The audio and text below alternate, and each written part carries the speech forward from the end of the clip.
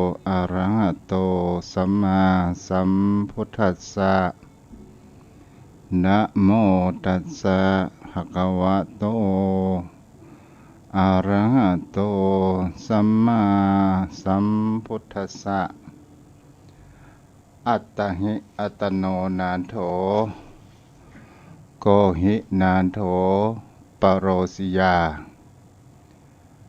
อัตตาอัตนาหิสุทันเตนะนาถังรพัตติทุรพันติติณบัดนี้จะรับประทานแสดงพระธรรมเทศนาในอัตตนากถาว่าด้วยการพึ่งตนเองเพื่อเป็นประคับประคองสรองสถาปดับปัญญาบารมีอนุโมทนากุศลบุญราศีของศรัทธาสาธุชนทั้งหลายผู้ฟังทุกท่านทุกคนที่รับฟังยังธรรมรายการยามดึกทางสถานีวิทยุเพื่อการศึกษาพระพุทธศาสนาและวัฒนธรรม 104.5 เมกะเฮิรตซ์ออกจากห้องส่งวัดไผ่หินในนามของคณะสงฆ์จังหวัดเชียงใหม่และคณะสงฆ์อำเภอสันทรายขอถวายความเคารพนอบน้อมไหว้สามายังครูบาอาจารย์พระเถรานุเถระพระภิกษุสงฆ์สามเณรและขอเจริญพรมายังเป่าหมอนแม่หมอนเป่าอุ้ยแม่ป้าจมป่อโยมแม่ท่านผู้ฟังผู้มีบุญผู้มีความสนใจในคติธรรมทุกท่านวันนี้ตัวเจ้าได้มาแปลกๆใหม่ๆโยมพ่อโยมแม่ก็เป็นการฝึกหัดในการเทศน์ธรรมะบรรยายไปในตัวคนเหล่านั้นต้องเตรียมความพร้อมซักซ้อมให้ดีทุกครั้งเลยไปจะทำให้เหล่านั้นมันมีความเก้อเขินนั่นเองทุกสิ่งทุกอย่างคนเหล่านั้นต้องฝึกหัดมาตั้งแต่เล็กแต่น้อยถึงเขาอู้จังถ้าเขาประจังอู้มันก็มามีความหมาย วันนี้ได้ยกคาถาขึ้นให้โยมพ่อโยมแม่แล้วในเบื้องต้นเป็นคำขององค์สมเด็จพระสัมมาสัมพุทธเจ้าว่า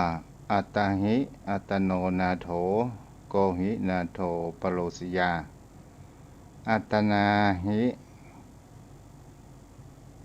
สุทันเตนะณพังรภัตติทุรพันติก็แปลเนื้อหาใจความว่าตนแลเป็นที่พึ่งของตนคนอื่นใครเล่าจะเป็นที่พึ่งได้ก็บุคคลผู้มีตนฝึกดีแล้วย่อมได้ที่พึ่งที่ได้โดยยากพุทธพจน์นี้มีวัตถุประสงค์ในการที่ทำให้คนเหล่านั้นจงพึ่งพาตนเองช่วยเหลือตนเองคือมากที่สุดกว่าเราจะรอคอยให้คนอื่นนั้นมาช่วยหรือยืนอยู่เราต้องยืนอยู่ด้วยลำแข้งของตัวเองเพื่อได้มากเพื่อความแข็งแรงความแข็งแกร่งเป็นสิ่งที่คนเรานั้นต้องมีความพร้อมอยู่เสมอเพราะว่าในเหตุการณ์ล่วงหน้าเราบ่สามารถที่จะรู้ได้ว่ามันจะมีปัญหาและอุปสรรคในสถานการณ์ อย่างใดพ้อง เมื่อคนเฮานั้นบางครั้งบางคราวมีสถานการณ์ขับขันเกิดขึ้นมาเฮาสามารถนั้นรับมือได้เป็นสิ่งที่คนเฮานั้นเฮาก็จะต้องมีคำว่าฝึกตัวเองของเฮานั้นให้มีความเข้มแข็งให้มีความเข้มแข็งในการที่เฮาจะศึกษาวิถีชีวิตศึกษาแห่งความเป็นไปธรรมชาติเพราะว่าธรรมะก็คือธรรมชาติธรรมะก็คือเป็นสิ่งที่คนเฮานั้นจะหาทุกสิ่งทุกอย่างนั้นเป็นธรรมะที่คอยสอนให้เฮารู้อยู่เสมอไปโยมพ่อโยมแม่ในโลกปัจจุบันเป็นสิ่งที่คนเฮานั้นก็จะหันได้ว่าอาอย่างก็เกิดขึ้นได้ต่อไปอนาคตเฮาก็บ่สามารถที่จะรู้ได้ว่าอาอย่างจะเกิดขึ้นกับโลกใบนี้พ้องแต่เป็นสิ่งที่คนเฮานั้นลองมามองใกล้ตัวตนตัวของเฮาก็คือมองตนตัวของเฮาว่าทุกสิ่งทุกอย่างนั้นเฮาจะต้องพึ่งพาตนตัวของเฮานั้นเองก่อนที่เฮาจะให้คนอื่นนั้นช่วยเฮาก็คือสร้างแห่งความว่าการฝึกตัวหรือว่าสร้างความสามารถสร้างความรู้สร้างการดันศึกษาสิ่งที่เฮาบ่รู้สิ่งที่เฮายังบ่เคยฟังเตื้อโยมพ่อโยมแม่มันก็มีแห่งประการหนึ่งว่าสร้างภูมิต้านทานภัยอันตรายต่างๆให้ไว้เป็นอย่างดีโยมพ่อโยมแม่เฮาก็จะหันได้ว่าอย่างกับโรคระบาดที่เกิดขึ้นเพราะว่าวิถีชีวิตของคนเฮานั้นยังบ่มีคำว่าภูมิต้านทานเชื้อโรคเหล่านี้ที่มันระบาดนั้นอยู่โยมพ่อโยมแม่ก็เป็นสิ่งที่คนเฮานั้นก็จะหันได้ว่าภูมิคุ้มกันเป็นตัวด้านหน้าภูมิคุ้มกันในที่ตัวร่างกายของเรานั้นมีนั่นก็คือคำว่าเม็ดเลือดขาวที่เป็นตัวคอยที่จะจับเชื้อโรคต่างๆแต่โรคระบาดโควิดนี้ทหารของเรามันยังบ่คุ้นเคยยังบ่รู้จักมันก็ต้องมีคำว่ากระตุ้นเมื่อทหารนั้นตื่นนั่นก็คือการฉีดวัคซีนเมื่อของเรานั้นเมื่อทหารเรานั้นรู้จักก็คือการสร้างภูมิต้านทานนั่นเองวัตถุประสงค์ในที่องค์สมเด็จพระมหาสัมพุทธเจ้านี้เพื่อเตือนสติเตือนใจให้บุคคลทั่วไปบ่ให้มีความประมาทบ่ให้ลืมความคิดให้ฝึกตัวเองเอาไว้ในเวลาเฮายามคับขันเพื่อเฮาสร้างแห่งความมั่นใจที่เฮาจะเผชิญเจออุปสรรคปัญหาเกิดขึ้นคนบางคนถ้าบ่เคยฝึกบ่เคยดูแลตัวเองแล้วถ้ามีปัญหาเกิดขึ้นมันเฮาจะเอาอย่างประตานนั้นเองและเฮาก็จะหันได้ว่าบางครั้งบางคราวก็เกิดความเครียดกระหน่ำเข้ามาอาจจะลืมสตินั้นเกิดขึ้นก็ว่าได้การฝึกตนตัวของเฮาเป็นที่พึ่งตัวของเฮาเองเป็นสิ่งที่สำคัญมากที่สุดจริงอยู่โยมพ่อโยมแม่ถ้าเฮามองมาแหมทางหนึ่งก็คือว่าเฮาเป็นที่พึ่งของตัวเองเฮาตั้งแต่เล็กแต่น้อยหรือไม่ตอนแรกนั้นเฮาก็จะหันได้ว่าแรกเกิดเฮาก็จะต้องพึ่งพ่อแม่พึ่งผู้ดูแลที่เฮาฮ้องกันว่าพี่เลี้ยงเฮาบ่สามารถที่จะช่วยเหลือตัวเองของเฮาได้นี่เฮาก็ยังต้องคำว่าพึ่งคนอื่นต่อมา เมื่อเฮามีวัยแก่ชราร่วงโรยไปเฮาก็จะต้องพึ่งพาคนอื่นเช่นเดียวกันสิ่งเหล่านี้จะบอกหมายความว่าพระพุทธองค์ทรงหมายในที่นี้คำว่าอัตหิอัตโนนาโถปโรสิยาเนี่ยหรือว่าการที่เราจะต้องพึ่งตัวเองก่อนในคำจำกัดความของที่พระชินสีห์องค์สมเด็จพระสัมมาสัมพุทธเจ้าก็เป็นสิ่งที่บ่ใช่ว่าคนเราจะบ่พึ่งไผแต่เราก็จะต้องพึ่งตัวเมื่อเราสามารถที่ช่วยเหลือตัวเองของเราได้เราก็จะต้องพึ่งพาตัวของเราเองก่อนก็นั่นคือในการที่เรานั้นมีการศึกษาลองผิดลองถูกและเราต้องช่วยเหลือตัวเองก่อนที่คนอื่นนั้นจะมาช่วยเราและก็เป็นสิ่งที่เราจะเห็นได้ว่าบางคราวเป็นสิ่งที่เรานั้นถ้าเราจะพึ่งพาคนอื่นอยู่ตลอดเวลามันก็เหมือนกับอาศัยจมูกคนอื่นนั้นเป็นลมหายใจจะนานสักเท่าใดก็ตามท้ายสุดท้ายเราก็จะต้องอาศัยจมูกตัวของเราเองที่เป็นลมหายใจจมพ่อโยมแม่ในที่นี้เป็นสิ่งที่คนเรานั้นก็จะหันได้ว่าเมื่อเราเป็นเด็กละอ่อนที่มีความรู้เดียงสาพอให้พอดีเมื่อเราถูกมะเร็งกัดต่อยหรือความหิวเกิดขึ้นความเป็นเด็กความเป็นละอ่อนนั้นก็ย่อมที่จะร้องไห้เพื่อที่จะห้องคนอื่นนั้นมาช่วยนั้นแสดงว่าสิ่งที่ละอ่อนนั้นอย่างเช่นโดนแตนปี้ละอ่อนก็รู้ว่าความเจ็บปวดเกิดขึ้นก็จะมีความร้องไห้เกิดขึ้นร้องไห้นี่ก็เป็นสิ่งที่จะเห็นได้ว่าเมื่อโดนแตนปี้แล้ว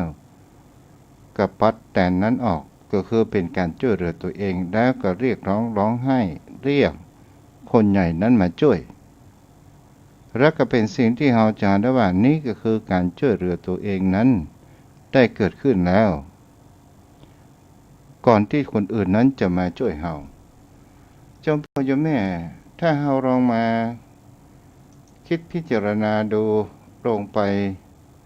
ดูให้เห็นประการนึงว่าการพึ่งพาตนเองนั้นจึงเป็นคุณอันสำคัญการพึ่งพาตนเองนั้นทำให้เรานั้นมีความเจริญและก็จะทำให้เรานั้นเกิดแห่งความแก้ไขปัญหาในการที่เราเวลาเรามีการความขัดข้องลำบากทางด้านการงานถ้าเราเป็นคนที่บ่เคยช่วยเหลือตัวเองบ่เคยเป็นคนที่บ่เคยพึ่งพาตัวเองมาก่อนเราก็บ่สามารถที่จะทำอย่างเป็นนั้นได้เมื่อเราเผชิญปัญหากับสถานการณ์ในสิ่งที่มันเกิดขึ้นเราก็ถือว่าเรื่องนั้นเป็นเรื่องใหญ่เป็นเรื่องนักและเราบ่สามารถที่จะแก้ไขได้โยมพ่อโยมแม่สิ่งเหล่านี้เราก็จะเห็นได้ว่าถ้าเราเป็นคนที่บ่พึ่งพาตัวของเราเองก่อนความเลวร้ายมันก็จะเกิดขึ้นเวลามีปัญหาและอุปสรรคโยมพ่อโยมแม่ก็ลองสังเกตดูว่าในยุคสมัยปัจจุบันละอ่อนบ่สามารถที่จะรู้จักในการทำอาหารการกินคนมีส่วนน้อยที่รู้จักทำอาหารการกินบทวันใดวันหนึ่งผู้ปกครองไปที่อื่นหรือผู้ปกครอง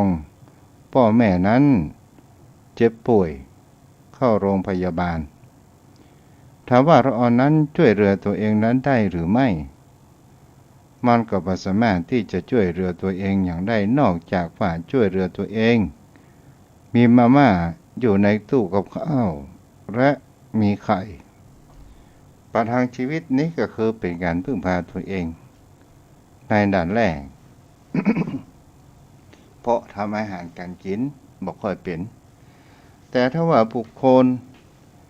ที่มีการศึกษาเคยสอบเป็นที่หนึ่งมาอยู่ตลอดตกมาแหมครั้งหนึ่งเป็นอันดับสองอันดับสามแล้วเกิดแห่งความว่ามามีภูมิต้านทานในสถานการณ์เป็นคนที่มีความยอมรับในเหตุการณ์นี้ได้ก็เลยมีการที่เราจะเห็นได้ว่าเคยเป็นที่หนึ่งมาตลอดมาตกอันดับอยู่ที่สองหรือที่สามและยอมรับสภาพแห่งความจริงผ่าได้เขามามีภูมิต้านทานสุดท้ายอาจจะปิดชีวิตของตัวเองนั้นสิ้นลงไปเดี๋ยวโยมพ่อโยมแม่เฮาก็จะเห็นได้ว่าการฝึกพึ่งพาตัวเองของเฮานั้นมันก็เป็นเสน่ห์อยู่อย่างหนึ่งคนเฮาก่อนคนอื่นที่จะมาช่วยยังตัวของเฮานั้นเฮาก็จะต้องพึ่งพาตัวเองของเฮานั้นให้ได้ก่อนเพื่อมีความแข็งแรงเพื่อทำได้ทุกสถานการณ์เกิดขึ้นแต่ถ้าว่าเฮาแก้ไขปัญหาในสถานการณ์ได้มันก็จะมีคนในสังคมผู้พบเห็นก็จะเข้ามาช่วยเหลือ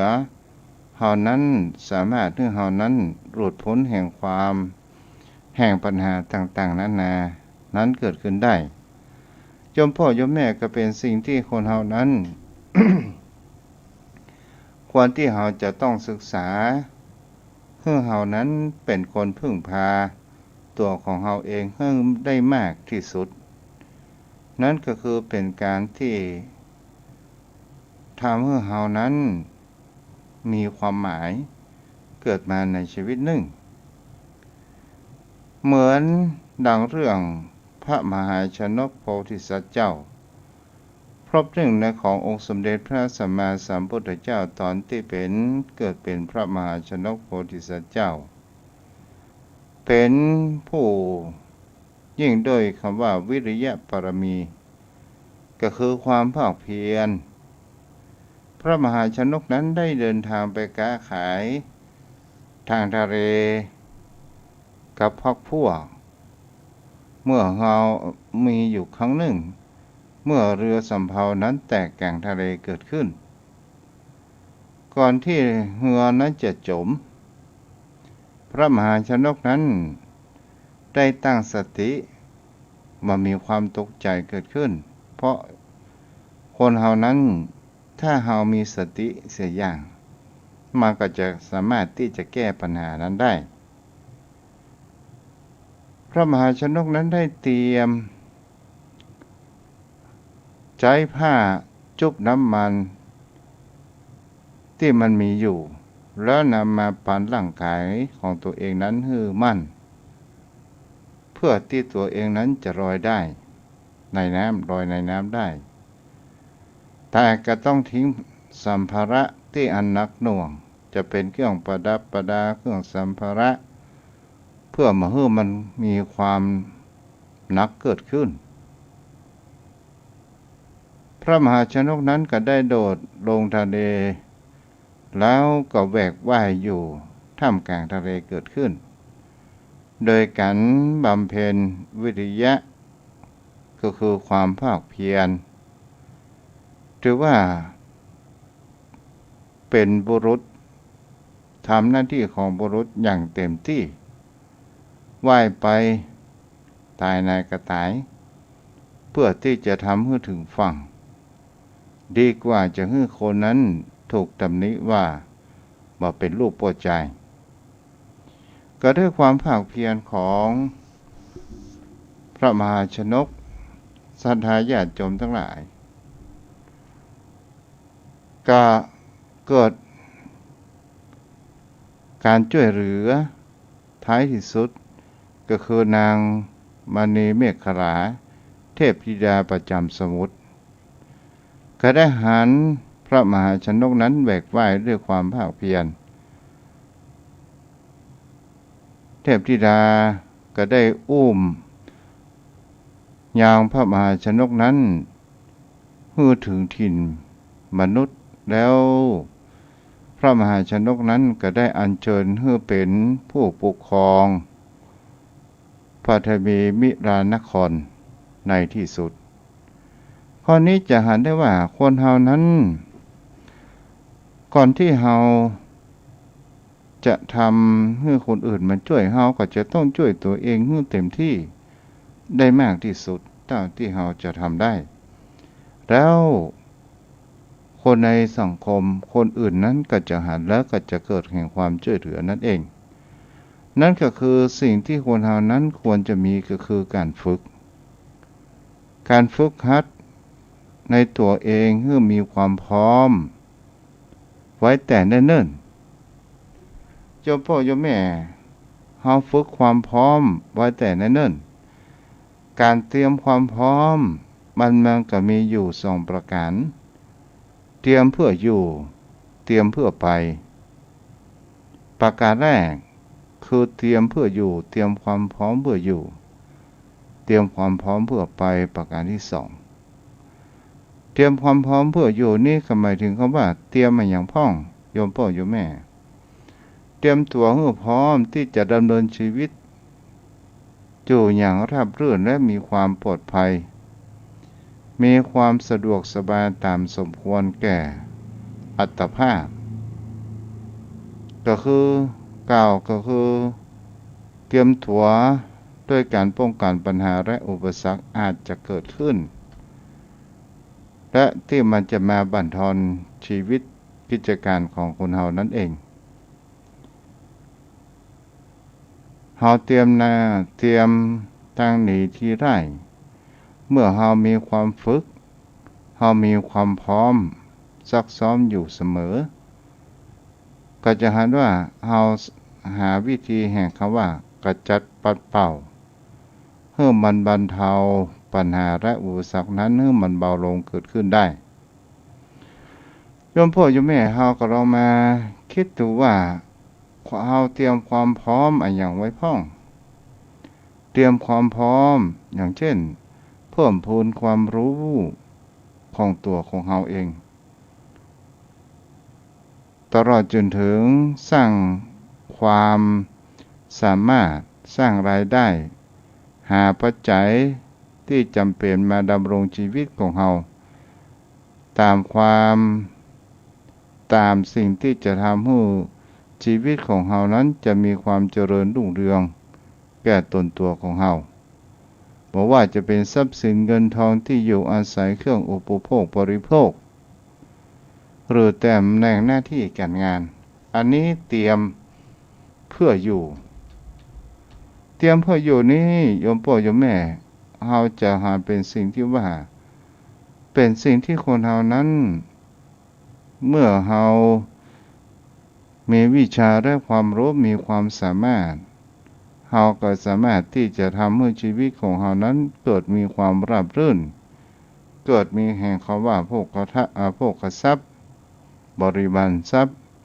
และก็ก่อให้เกิดแห่งคำว่าขจัดปัญหาต่างๆที่มันจะเกิดขึ้นในอนาคตนั้นได้ก็ด้วยการที่เฮานั้นมีการฝึกหัดมันฝึกซ้อมอยู่สม่ำเสมอนั่นเองโยมพ่อโยมแม่เฮาอุปมากับไปเหมือนกับคนนักดับเพลิงหรือตำรวจก็ตามหรือพยาบาลก็ตามนักดับเพลิงก็จะต้องมีเตรียมแห่งความพร้อมตลอดจนถึงการซักซ้อมเวลาเกิดเหตุการณ์นั้นเกิดขึ้นถ้าว่าไม่ได้ซักซ้อมคนเฮาจะเห็นได้ว่ามันก็เกิดความกังหรือว่าเกิดความวิตกกังวลต่างๆนานาจับอย่างพอถูกต้องพอถูกมือและก็จะก่อให้เกิดแห่งความเสียหายเกิดขึ้นในภายหลังนั้นเองเขาจะเห็นได้ว่านักดับเพลิงนั้นก็จะต้องเตรียมความพร้อมก็คือน้ำ2ต้องเตรียมความพร้อมในการฝึกซ้อม ประการที่สามก็คือต้องเตรียมความพร้อมอยู่เสมอเมื่อมีเหตุการณ์แม้กระทั่งพยาบาลก็เช่นเดียวกันโยมพ่อโยมแม่เฮาอยู่ดีๆถ้าบ่ได้ฝึกซ้อมเป็นพยาบาลเฮาจะช่วยคนป่วยนั้นได้อย่างใดเวลาคนป่วยนั้นเกิดอุบัติเหตุต่างๆนานาเกิดขึ้นเวลาเข้ามาถ้าว่าพยาบาลบ่ได้เรียนรู้บ่ได้ฝึกซ้อมก็จะก่อให้เกิดแห่งความวิตกกังวลก่อให้เกิดแห่งจับอย่างบ่ถูกนั่นเองและก็ก่อให้เกิดแห่งคำว่าบ่มีสติขาดสติและก็จะทำให้เกิดอันตรายและความเสียหายเกิดขึ้นได้นี่โยมพ่อโยมแม่คนเฮานั้นจะต้องพึ่งพาตัวของเฮาเองและเตรียมเพื่อความพร้อมเพื่ออยู่เพื่อให้ชีวิตของเฮานั้นมีความราบรื่นอยู่สม่ำเสมอนั่นเองจะเป็นเรื่องสิ่งเล็กๆน้อยๆก็ตามเฮาก็บ่ควรที่จะมองข้ามตลอดจนถึงการเตรียมสิ่งที่เพิ่นเฮาว่าเสบียงไว้เวลายามคับขันอย่างเช่น น้ำปักมือต้นตัวของเฮาเวลายามคับขันเข็มเล่มเดียวก็ยังมีความหมายเวลายามคับขันถ้าเฮาพอมันบ่มีประโยชนะเวลาที่เฮาบ่ต้องการใจแต่ถ้าว่าเฮาต้องการใจมันก็จะมีความหมายบางคนนั้นบ่ได้เตรียมไว้กับบ้านกับจองและก็ตลอดจนถึงเป็นสิ่งที่เฮาจะหันได้ว่าอย่างกับยาสามัญประจำบ้านโยมพ่อโยมแม่เกิดวันนี้เฮาขั้นเนื้อขั้นตัวบ่สบายบังเอิญเฮาบ่ได้เตรียมความพร้อมเรื่องยาสามัญประจำบ้านและเฮาบ่ได้เตรียมยาแก้ไข้แก้หวัดอย่างไว้กับบ้านกับจองถ้าเกิดเหตุการณ์อย่างใดอย่างหนึ่งเมื่อยไข้ก็ถามตลอดจนถึงเมื่อค่ำเมื่อคืนเวลาเฮาแน่นหน้าอกจุกเสียบต่างๆนานายาโรมเฮาก็บ่ได้เตรียมอย่างไว้พร้อมและก็เป็นสิ่งที่เฮาก็จะหันกันได้ว่ามันก็จะเกิดเหตุการณ์อาจประคาดคิดนั้นเกิดขึ้นได้แต่ถ้าว่าเฮาเตรียมยาโรมยาหม่องยาอย่างก็ตามเอาไว้กับบ้านกับจองมันก็อุปมาไปแห่งประการหนึ่งก็คือการเตรียมความพร้อมอย่างเช่นช่วงนี้เป็นช่วงฤดูฝนไฟดับมันถ้าเฮาเป็นคนที่เตรียมพร้อมว่าไฟแช็กมีที่ไหนเทียนมีที่ไหนที่เฮาเวลาไฟดับเฮาก็จะได้สวามหรือว่าควานหาได้พบได้เจอว่านี่คือเทียนไฟแช็กเวลาไฟดับเฮาก็จะจุดขึ้นมาได้เฮาเพื่อที่เฮาจะบ่ได้อยู่ในความมืดอย่างนี้แหละโยมพ่อโยมแม่ก็เป็นสิ่งที่คนเฮานั้นก็จะหันกันได้ว่าบางสิ่งบางอย่างนั้นเป็นเรื่องเล็กๆน้อยๆถ้าเฮาบ่เตรียมความพร้อมไว้อยู่การพึ่งพาตนเองก็เช่นเดียวกัน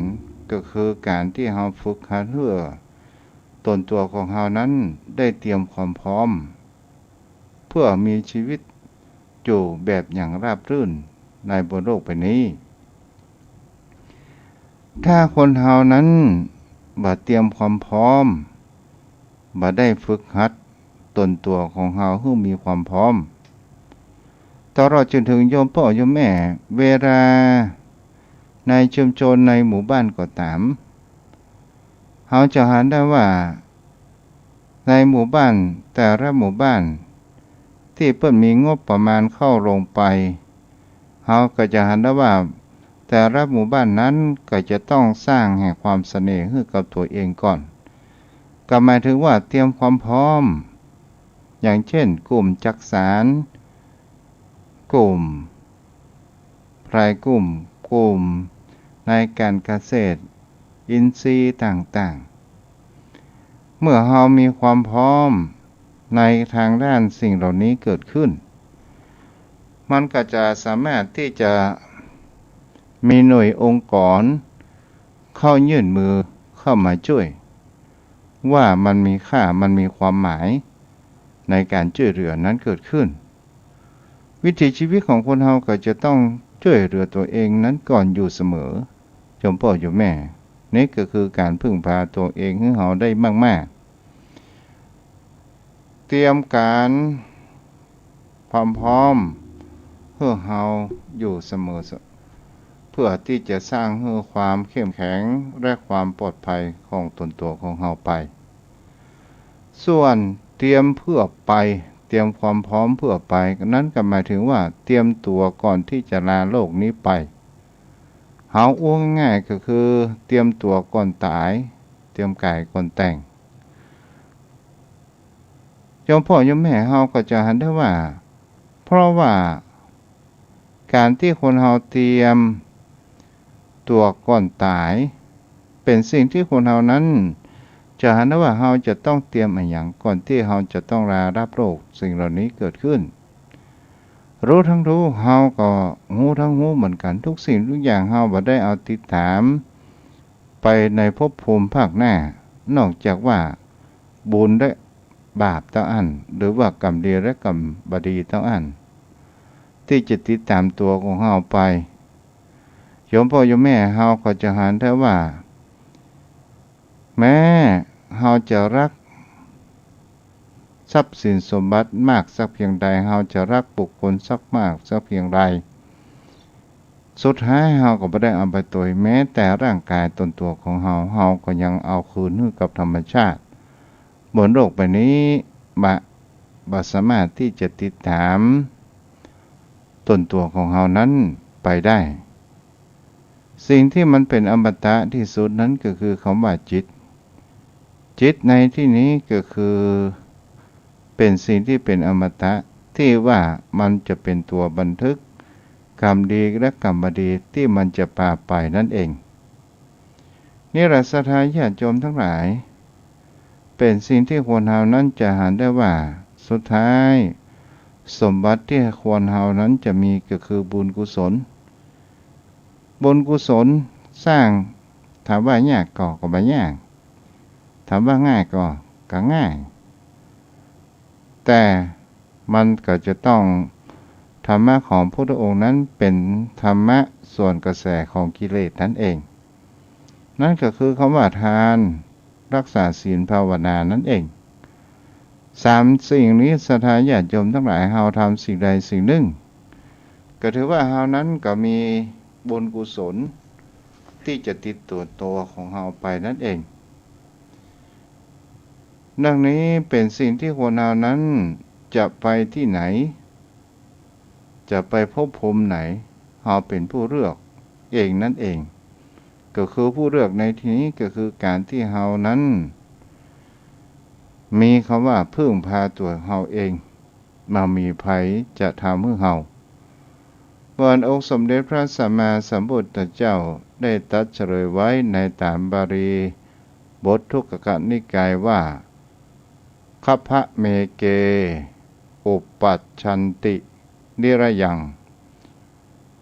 ปาปะกัมมิโนสักขังสุขติโนยันติปรินิพพันติอนาวาสวาคนพวกหนึ่งย่อมเข้าถึงคันในที่นี้ก็หมายถึงคำว่ากลับมาเกิดแหมคนที่ทำบาปทำกรรมย่อมเข้าถึงนรกคนที่มีคติดีคือบุคคลที่ทำดีไว้ย่อมเข้าถึงสวรรค์ผู้ที่ปราศจากอาสวะกิเลสแล้วย่อมนิพพานปรินิพพานอันนี้ก็คือเป็นบทบาลีในสังยุตนิกายสักถาวรรคว่าด้วย มีตัวรับรองแห่งตัวหนึ่งโอโพอุโพปุญญะอุโพปุญญัญจะปาปัญจะยังมัจโจกุรุเตอิทะตังหิตัสสะสกกังโหติตัจจะอาทยาขฉันติตันจัสสะอนุคังโหติชยาวะอนุปายนิบุญและบาปสองประการคนที่เกิดมาทำอย่างใดไว้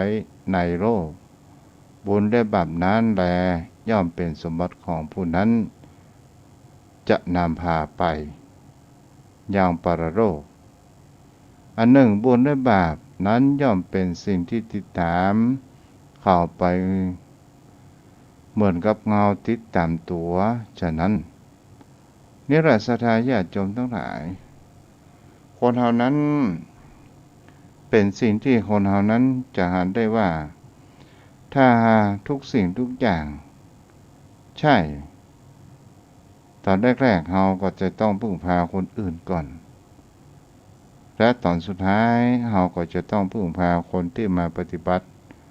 ตนตัวของเราจะเป็นลูกเป็นเต้าหรือว่าเป็นคนอื่นเป็นพี่เป็นน้องเป็นญาติแต่สิ่งที่สำคัญที่สุดในช่วงที่เรานั้นยังมีชีวิตอยู่เราต้องจงสร้างแห่งเขาว่าพึ่งตัวเองของเราให้นักๆพึ่งตัวเองในที่นี้เพื่อเตรียมความพร้อมก็คือบุญกุศลเตรียมความพร้อมในสิ่งที่คนเรานั้นจะออกเดินทางไปถ้าเตรียมความพร้อมเพื่ออยู่เราจะหันได้ว่าเตรียมเงินเตรียมทองทรัพย์สินสมบัติ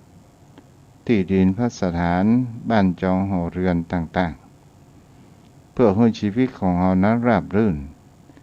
เตรียมความพร้อมเพื่อไปเราก็จะต้องเตรียมความพร้อมเพื่อให้จิตใจหรือว่าดวงจิตของเรานั้นไปสู่ในภพภูมิที่ดีถ้าว่าเรายังมีบุญกลับมาเกิดเราก็จะได้เกิดในความเป็นมนุษย์อยู่บนโลกใบนี้ยังกลับมาได้บำเพ็ญเพียรบารมีของตนตัวของเรานั่นเองถ้าว่าบุญกุศลของเรานักเราก็ต้องอาจจะไปสู่โลกแห่งสวรรค์ถ้าว่าคนเรานั้นหมดอาสวะกิเลสจะต้องไปปรินิพพานนั่นเองสิ่งที่คนเราปรารถนามากที่สุดแต่ถ้าคนเราเกิดมาบอกเคยพึ่งพาตัวเองมองแต่พึ่งพาคนอื่นเป็นคนขอแต่คนอื่นแล้วบ่ได้พึ่งพาตัวเองเสียเลยและก็บ่ได้เตรียมความพร้อมใบฮื้อกับตัวบ่ได้ซักซ้อมนั้นก็หมายถึงคำว่าบุคคลที่ทำบดีบุคคลที่เมาแต่เพลิดเพลินบุคคลที่มีความว่าลงตัวเองบุคคลที่มีคำว่าอัตตาถือว่าตัวเองบุคคลที่มีความเห็นแก่ตัวไม่ยอมรับฟังความคิดของคนอื่นบุคคลเช่นนี้จะถือว่าเป็นบุคคลที่ไม่ได้เตรียมความพร้อมทรัพย์สินสมบัติที่จะไปสู่ปรโลกสิ่งเหล่านี้ศรัทธาญาติโยมทั้งหลายเราจงมาบำเพ็ญเพียรในการสร้างบุญญาบารมีของเราในการที่เรานั้นเกิดมาเป็นมนุษย์ชาติหนึ่งเราได้เตรียมความพร้อมโยมพ่อโยมแม่ถึงไงยังก็ตามเป็นสิ่งที่คนเรานั้นถ้าเราช่วยตัวเองก่อนแล้วถ้าเราช่วยตัวเองมาได้คนอื่นหันก็จะมาเป็นที่พึ่งพาให้เรานั้นล่ำไปแต่สิ่งที่สำคัญที่สุดก็คือให้เรานั้นพึ่งพาตัวของเรานั้นให้มากๆและสิ่งสำคัญที่สุดเราต้องเตรียมความพร้อมในการกระทำสิ่งที่ดีของเรา เตรียมความพร้อมเพื่ออยู่และก็เตรียมความพร้อมเพื่อไปวันนี้ก็ได้โอจ๋ามาสมควรแก่เวลาก็หยุดไว้ยุติตัวไว้แต่เพียงเท่านี้เอาละโยมพ่อโยมแม่คืนวันนี้ไผจะอู้จะจ๋ากับตัวเจ้าบันตุบันตงบันนาผ่องน้อโทรเข้ามาได้เด้อที่เบอร์โทร0631639950วันนี้อนุโมทนากับพี่น้องสถานที่ติดตามรับฟังมีตังแม่จันเพ็ญคำโพธาและกับมานิดเนาะจะร้อนแม่ประกายเพิกฟังอยู่ไม่เจ้าอันนี้บรรลับเจ้าเจ้าดีอนุโมทนาตัวเข้าใจดีเจ้าจ้าแม่เตรียมความพร้อมมันยังไว้พร้อมเลยเนี่ยเตรียมความพร้อมหมดแล้วเจ้าเรื่องตะเก่านะเจ้าจ้าไปจากเจ้าให้กำลังใจนะเจ้าบุรักษาเด้อจ้า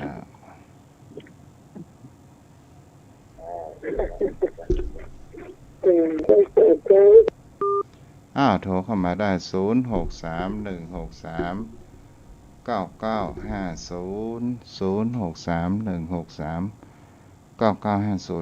พันผูกตอนเย็นเฮาก็มาปะกันเหมือนดังเดิมเนาะและอนุโมทนาที่ติดตามทาง Facebook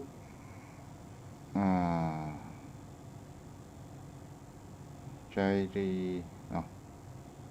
อนุโมทนา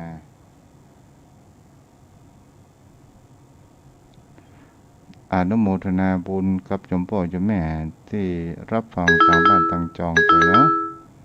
เจริญพรด้วยการเจ้าเจริญพรเด้อแม่จันดีเมื่อก่อนนี่เจ้าฟังอยู่เจ้าเป็นกำลังใจให้ท่านเนอะเจ้าฝนตกก่อนตะวันออกเจ้า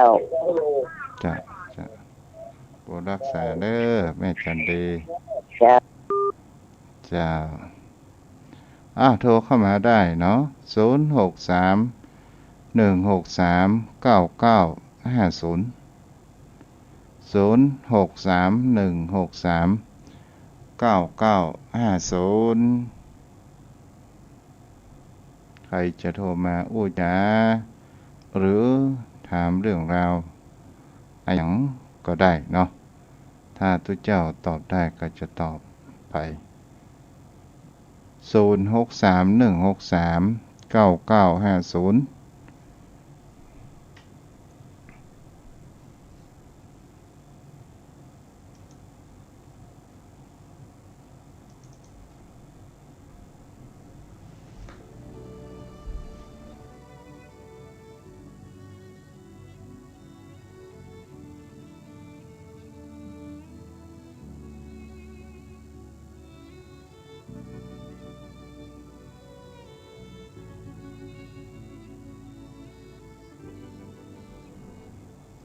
ในเมื่อมามีภัยโทรมา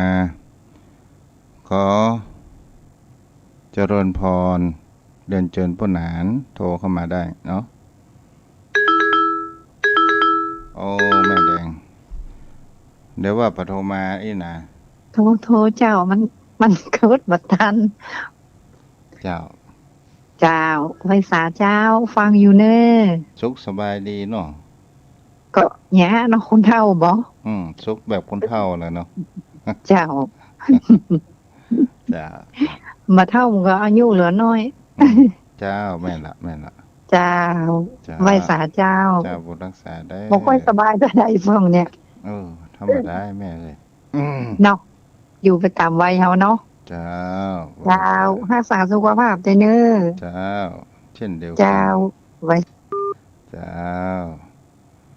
โทรเข้ามาได้เนาะที่เบอร์โทร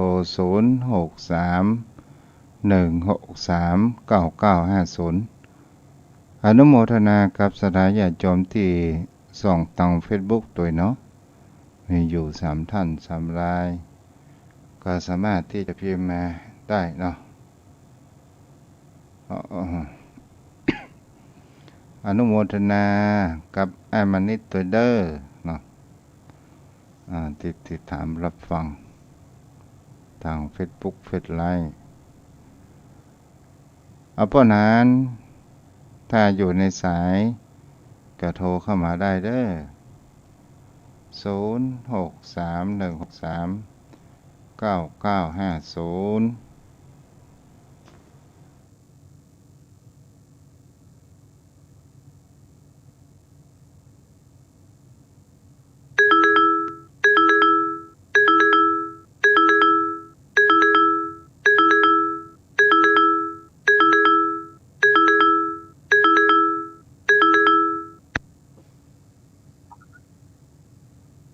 ครับป้านานเจริญพร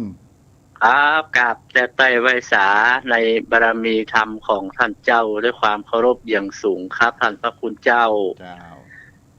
โลกนี้อยู่เพื่อจะไปท่านพระคุณเจ้าโลกหน้าไปเพื่อจะอยู่ท่านพระคุณเจ้าในโลกนี้อยู่มาเกินกึ่งค่อนไปละเหลือบัตรใดจะได้ไปโลกหน้าเพื่อจะได้อยู่ก็ต้องเตรียมตัวอย่างท่านพระคุณเจ้าอธิบายนะครับ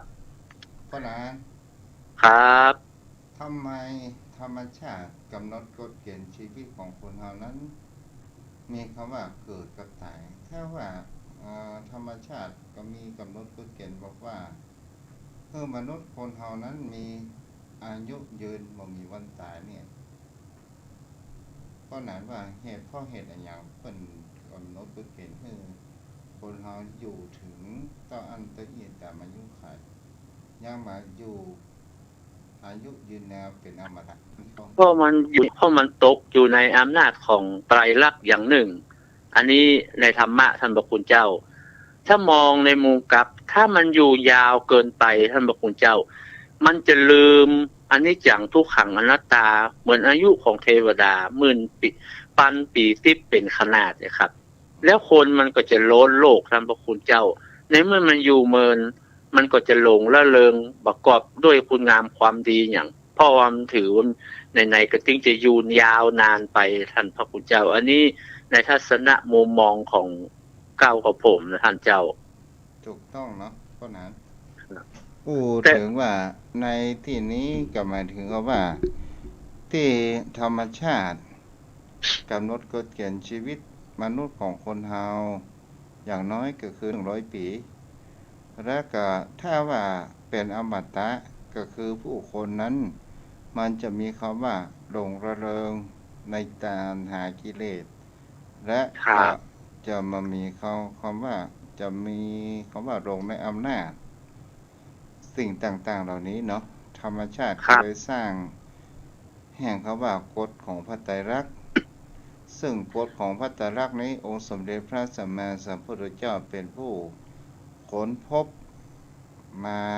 เกิดขึ้นในยุคของพระพุทธองค์นี่คือกฎแห่งพระไตรลักษณ์เนาะถ้ามันบอกมีกฎของพระไตรลักษณ์คนเฮามันจะบ่มีมันจะขาดสติท่านเจ้าถ้าเฮานึกถึงว่าถ้าหลงอยู่ในอำนาจหลงอยู่ในตัวในตนอหังการมังการก็มันก็จะลืมในสิ่งที่ว่าร่างกายของเฮาเนี่ยน่ะมันอันนี้จังทุกขังอนัตตาครอบงำแล้วไม่มีสิ่งใดที่จะจีรังยั่งยืนอยู่ได้แต่ว่าสิ่งที่เฮาควรจะมีไว้กับตัวตนเฮานั้นคือความดีถ้าความคุณงามความดีท่านเจ้าว่านะมันเหมือนกับบุญและบาปก็คือความชั่วอันนี้มันติดตัวตนเฮาไปตลอดเพราะว่าทรัพย์สิ่งของอย่างทุกอย่างมันเป็นเครื่องอำนวยความสะดวกในภพนี้เต้าอั้นครับเมื่อเอาสิ้นชีวิตไปแล้วมันไปภพหน้ามันบ่ได้มีการทำให้ใส่ส่วนใส่หยัง อุปกรณ์ต่างๆเฮาก็บ่สามารถเอาไปจะต้องละทิ้งไว้ในโลกนี้ทั้งนั้นไปสู่โลกหน้าก็คือบุญกับบาปที่จะติดตัวเฮาไปท่านพระคุณเจ้าเวลาขอไปถามเจ้าทรงนะเจ้าทรงว่าเอาขอบกอะอย่างตานขึ้นตัวเด้อนี่ล่ะอีป่ออยู่จันนั้นจันนี้ไปอย่าให้ใส่ส่วนอย่างกับบ้านเฮานี่อีโด อันนั้นก็คงจะทำได้สำหรับผู้ที่มีสติปัญญาอันน้อยท่านเจ้าก็คงจะหลอกได้ครับแต่สำหรับบุคคลที่มีสติปัญญารู้ในอัตในธรรมแล้วมันก็เหมือนกับเฮาหลอกละอ่อนนะท่านพระคุณเจ้าละอ่อนนี่เฮาหลอกได้แต่ถ้าว่าใหญ่ขึ้นมาแล้วเฮาจะจะหลอกมัน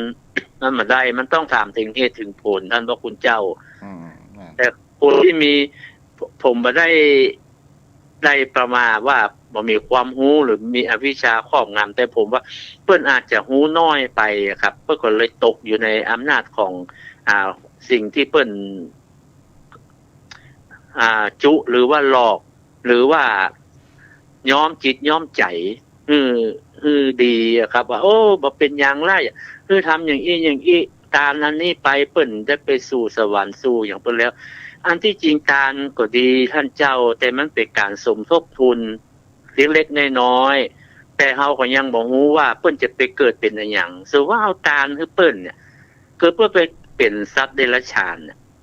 สัตว์เดรัจฉานอาหารการกินนี่มันบางทีมันก็บ่เหมือนมนุษย์ท่านเจ้าไปเกิดเป็นนอนไปเกิดเป็นนกเป็นหยังเฮาตานบางทีเฮาตานสิ่งของที่อันประณีตมาหาเปิ้นก็บ่สามารถที่จะ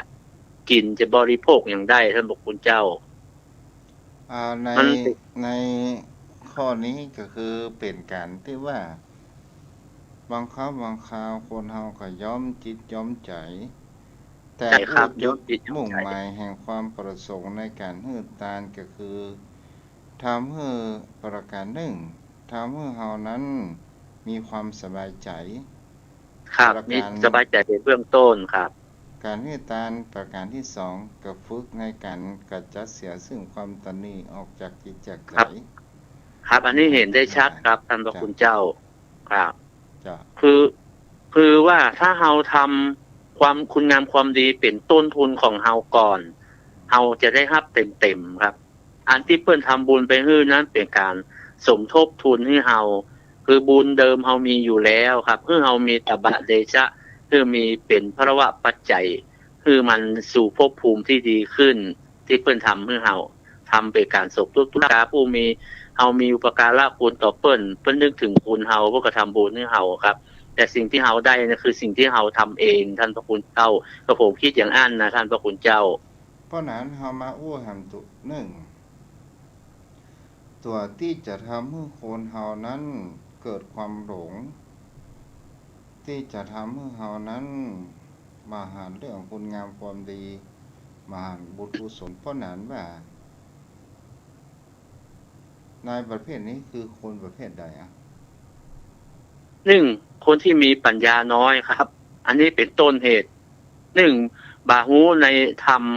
บ่ฮู้ในสัจธรรมและเป็นผู้ที่บ่ได้มีความศึกษาบ่ได้ฝึกฝนบ่ได้เข้าหานักปราชญ์ท่านผู้รู้บ่ได้สัจธรรมนะครับจะทำให้เดินทางผิดท่านคุณเจ้าหลงงมงายอยู่ในโลกครับมันมีแสงสว่างมันบ่มีผู้ที่เปิดในทางที่มืดที่ไปสู่ทางที่ว่างที่สว่างบ่มีผู้หงายภาชนะที่คว่ำเต็มโดยความรู้ครับท่านพระคุณเจ้ามันมีผู้ที่แนะแนวทางครับในกลุ่มประเภทนี้ก็คือคนที่หลงระลึงในอำนาจเนาะมีถูกต้องนี่ครับในความคิดเห็นเนี่ยท่านพระคุณเจ้าว่านะคือมีความหลงในตัวการมามังการอันนี้ตัวกูนี่ของกูครับทั้งที่มันเพียงแต่เป็นหน้าที่หรือเป็นสิ่งที่สังคมสวมหัวโขนทำหน้าที่ในภาวะของตัวเฮาครับถ้าเฮาเป็นคนบ้านเราก็ทำหน้าที่เป็นคนบ้านอย่างท่านเจ้าก็กอบด้วยทำหน้าที่ของพระสงฆ์นะครับเป็นหน้าที่ของเฮาของตัวละบุคคลที่ดำเนินชีวิตอยู่ท่านพระคุณเจ้าเพราะนั้นในนี่ข้อหนึ่ง ที่พ พระพุทธองค์บัญญัติมาให้พระสงฆ์นั้นแสดงเรื่องอิทธิฤทธิปาฏิหาริย์ ใช่ไหมจ๊ะ อุตริมนุสธรรมหรือท่านพระคุณเจ้า เนี่ยตัวข้อนี้ ค นะ รับ ห้ามแสดงอิทธิฤทธิปาฏิหาริย์คำว่าปาฏิหาริย์ในที่นี้เป็นสิ่งที่มีจริงหรือไม่ อ๋อมีท่านพระคุณเจ้ามีครับเนี่ยผมได้ศึกษามาอย่างในประวัติในต่างๆแต่พระพุทธเจ้าแสดงอนุสาสนีปาฏิหาริย์นะครับมันมีอิทธิปาฏิหาริย์ธรรมเทศนาปาฏิหาริย์แล้วก็อนุสาสนีปาฏิหาริย์พุทธเจ้าประทรงสรรเสริญอย่างยิ่งที่จะแสดงอิทธิปาฏิหาริย์นะครับ เหมือนกับสาวกรูปหนึ่งที่พราหมณ์ว่าอยากรู้ว่าสาวกของสมณโคดม หรือพระนอกศาสนาใครจะมีอิทธิปาฏิหาริย์มากกว่ากัน แล้วก็เอาไม้แก่นจันทร์มาทำเป็นบาตรนะครับ แล้วก็เอาไว้ที่สูงแล้วพระสงฆ์อารัจีนอกศาสนาครับพระสงฆ์ถ้าไปเหาะได้ก็ครับ จุดที่พวกนั้นนี่ทุกเจ้าเข้าใจอยู่เนาะแล้ว ครับ ถา ผม ม ว่าทำไมพระองค์มีจุดประสงค์ว่าห้ามแสดงอิทธิฤทธิปาฏิหาริย์ อ๋อมันจะหลงในอำนาจท่านเจ้า แล้วก็ไม่จะมีลาภสักการะเข้ามา เมื่อลาภสักการะเข้ามาเนี่ยมันจะปิดหนทางสู่นิพพานได้ เพราะว่ามันหลงอยู่ในลาภสักการะต่างๆ อันนี้ผมเข้าใจอย่างอันนะท่านเจ้าลองอธิบายเพิ่มเติมแล้วครับ แต่ในส่วนตัว เหมือนกับพระเทวทัตก่อน เหมือนครับคือคำจริงพระเทวทัตนี่ได้บรรลุธรรมนะผมอ่านประวัติโอ้เปิ้นบรรลุธรรมเปิ้นจะไปแถลงกายเข้าไปหาพระเจ้าอาชาติศัตรูแล้วเอางูปันคอได้ใดโอ้บัดเจ็บดีหายบัดดีนะครับน่ะบรรลุธรรมชั้นต้นๆแต่ว่าเดินทางผิดบัดใดท่านเจ้าเปิ้นเดินทางผิดเปิ้นเลยเข้าสู่อำนาจของความโลภมีลาภสักการะเข้ามาครับเลยทำให้วิชานั้นมันเสื่อมไปอ่ะมันบัจเจโลกุตละธรรมมันเป็นมันเป็นโลกิยะธรรมไหมครับทำให้เกิดความสุขสว่างในสุขในโลกนี้ต้องอ่านท่านเจ้า ข้อสุดท้ายพวกนั้น ครับ ถ้าคนชอบหลวงพ่อคะใบหวยน้อย